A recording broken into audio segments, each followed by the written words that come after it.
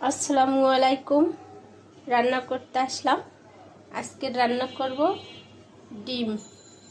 ডিম সিদ্ধ করে নিয়েছি আর এখানে দুন্দুল কেটে নিয়েছি। দুন্দুল দিয়ে ডিম দিয়ে রান্না করব। তো দেখতে থাকেন। রান্না বসাই। তাওয়াটা বসাই দিলাম, ডিম ভেজে নেব। তেল দিয়ে দিলাম।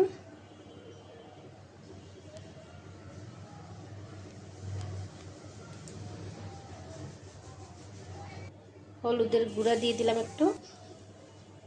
ডিম দিয়ে দিলাম। ডিমটা একটু ভেজে নেব।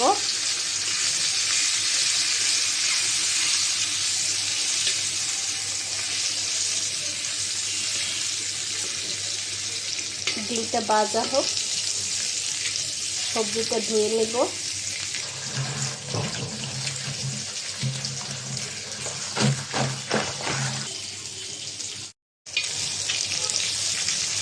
ডিমটা ভাজা হয়েছে, নামাই নিব। বিসমিল্লাহ। কড়াইতে বসাই দিলাম। কড়াইতে রান্না করব। তেল দিয়ে দিলাম। এখানে পেঁয়াজ রসুন একসাথে বেটে নিয়েছি। বাটা পেঁয়াজ আর রসুন দিয়ে দিলাম।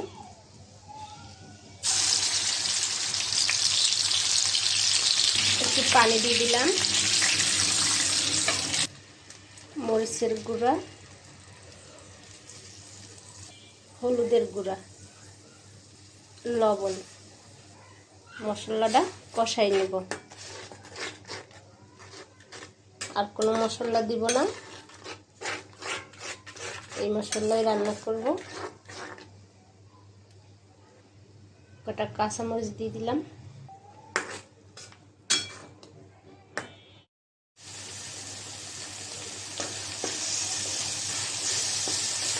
মশলাটা কষানো হয়েছে।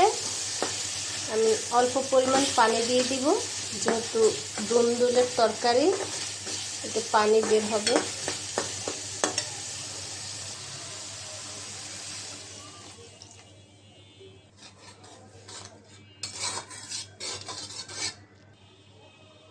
তরকারি দিয়ে দিলাম।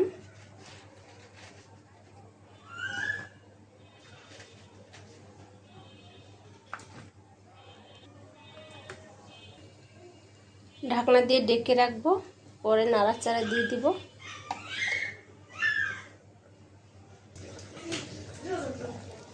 সবজিটা বলক এসেছে, নাড়াচাড়া দিয়ে দিব।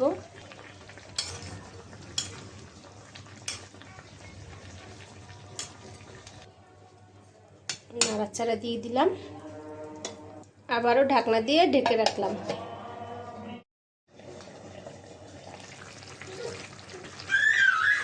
এই যে সবজিটা হয়ে এসেছে, এখন ডিম দিয়ে দেব এর সাথে।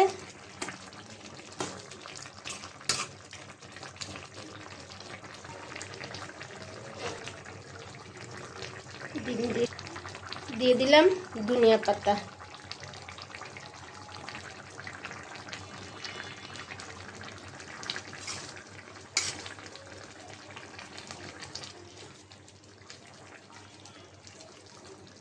সবজিটা রান্না করলাম, বেশি সময় লাগলো না, অল্প সময়ের মধ্যেই রান্না করা হয়ে যায় এই ডিমের তরকারিটা।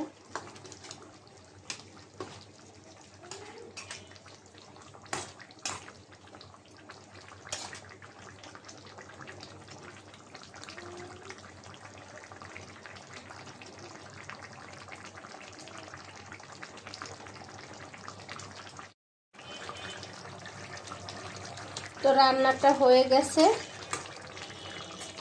নামিয়ে নিব।